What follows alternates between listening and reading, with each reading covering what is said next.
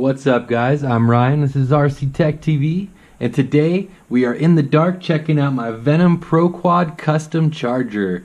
This thing is based off of the Venom Pro Quad 100 watt by 4 lane high voltage charger, and this one I have customized quite a bit to just be something really cool to sit on the bench and check out. Well, you know, people are passing by and taking a look at the insides of this thing. Very high quality components. And it really just does this charger justice. And so to celebrate this charger, we're going to do 3 things from the factory team that you may not know your charger could do. And I think you're going to be really happy to see a couple of these tips. So to dive right into it, we'll just walk around the charger here real quick. And I will show you how I have it set up here. So let me just say, first of all, to all you guys out there, if you decide to modify your charger, your warranty will become void. Venom has some of the absolute best customer service in the industry, but unfortunately these are not designed to be opened up. They're not designed to be serviced. So if you take it apart, and you'll see through this episode, just know that these buttons will break. That is just, you are going to break it and not have a warranty to get another one. So just take that and note that if you do, be very, very, very, very careful to not damage your unit. So this one here, I did a pretty sweet paint job on it. This one matches the all the paint on my vehicles. And so we'll come in and look here. I have attached a LED on both sides of it to the onboard power supply within the unit. It will power up on 12 volts.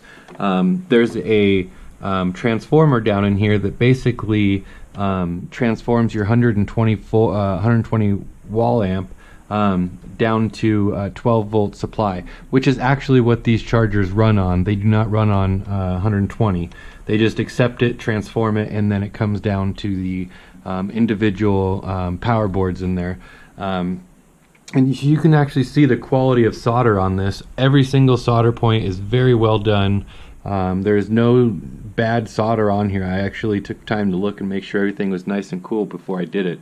And so basically the process of this went, I essentially just took it apart and cut these out with a Dremel, sanded them up real nice, put some plexiglass in there, and then I went and had locally a stencil made, and then I applied the stencil and did a light bead blast on it so the light would pick it up.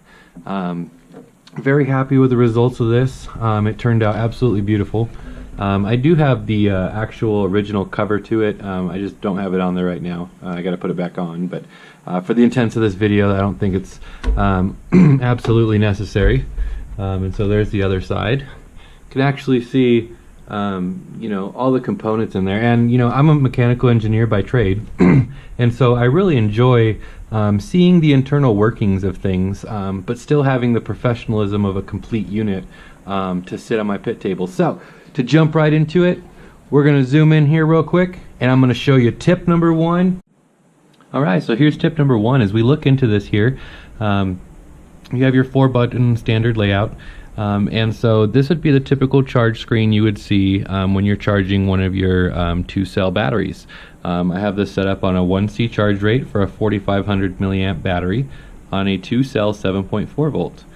And so typically I would put my battery on there, plug in my battery leads, plug in my sensor board, and start the charge.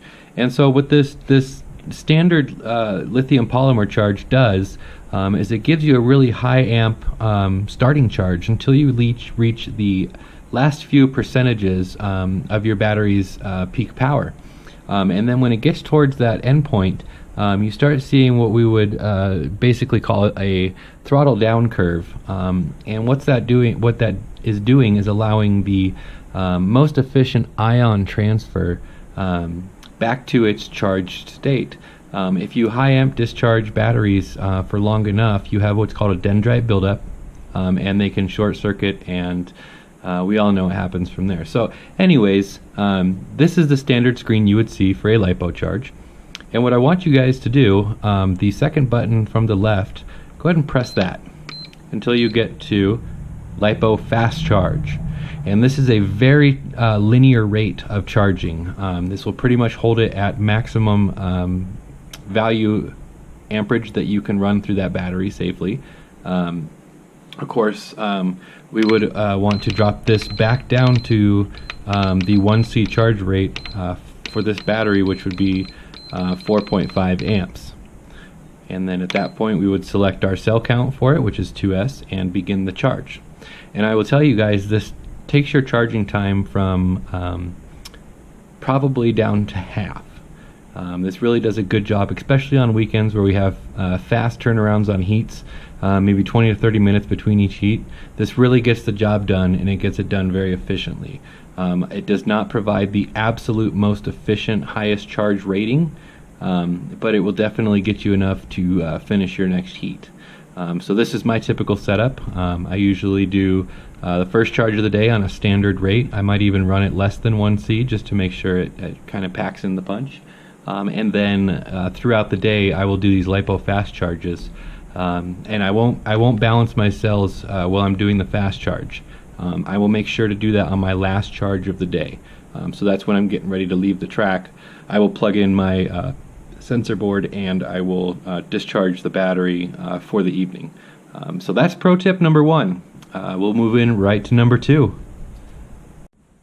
Alright, so pro tip number 2. A lot of people, and some of the people at Venom, did not even know this one. I find it absolutely the most amazing thing since bread and butter for these chargers. But if you take a look on the back of this charger, you're going to see a couple ports, one of which, let's say that's your 120 volt input from the wall. This is a male Dean's a male XT60 connector. That's your 12 volt in, and then 2 USB ports. What I want to show you guys is that when you're on 120 volts plugged into the wall, this outlet, or this inlet for 12 volt then becomes an outlet for 12 volt. So not only do you have the internal power supply running all of 4 lanes of the charging boards, but you also have an external 12 volt out and 2, which can be boarded up to 8 apiece, USB drives. I don't recommend doing all of that on your charger. I mean, maybe a GoPro and a cell phone is great. Don't max it out, just use it for what it's worth.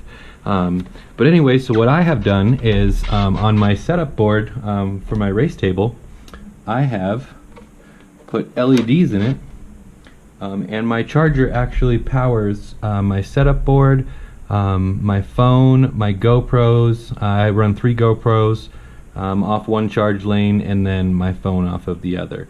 So I haven't really taken it any farther than that as far as USB capabilities. It's not really designed for a lot of things on there. But looking right into this 12 volt can be used for a variable surplus of things. You can run your pit light off of it. You can run just a multitude of things. I wouldn't recommend going too crazy with it and powering your whole entire RC shop. Keep it kind of limited, maybe 1 or 2 lights, but these LEDs are very efficient in using the power they're given. So this kind of makes a really cool setup at the track. And I'll tell you guys, I get a lot of talk about this. Everybody comes up and they're like, that is the coolest thing ever. So really a great conversation starter. Make sure when you do this, note that your connector will need to be a male. I know this is kind of contradictive because you would think the male slides in there, but the actual gender of the plug is decided by what the interior is doing. So this is a male XT60 and a female XT60 on the rear of the unit itself. So there is pro tip number 2. This is pro tip number 3. This is the mother of all mother charging cords here. This is a single lane, so it's only going to occupy 1 port of your charger, but gives you a very large amount of charging options out there. So this one pretty much covers any kind of battery you're going to see, whether it be LiPo, nickel metal, or the nitro guys out there. So this one has the alligator clips. I use these for my shorty packs. The XT90, I use these for my e-buggy 4 cells. Of course, the Tamiya Micro and Tamiya White. The EC5, I know some guys use these in their e-buggies as well. Of course, the Deans. I use the XT60 quite often in my short course class when I was running that. And then, of course, the JST connector. I use these for my Baby Hawk drone. And then, of course, the Nitro guys are not left out. You have your JR servo plug for your receiver packs, as well as your igniter plug ready to go on there. So I carry this one with me no matter where I go. This is not my main charging cords, but I always keep this in my bag. And the cool thing is also, if somebody else at the track might need a charge, you're always able to help them too. So that's always being a good steward and having something available to help out your pit buddy or a guy down there who may just be starting and not have all the stuff at the track with him. This really just makes sure that everybody's covered at the track, and being an awesome guy you are, of course, you'll charge his battery. So that's pro tip number 3. Alright, well, thanks for watching, guys. If you liked this video, make sure to go down there and slap that like button, comment on the video, and subscribe to my channel. We're still getting ramped up here, and videos are still getting uploaded as quick as I can make them. So thanks for watching, guys, and we'll see you on the next video.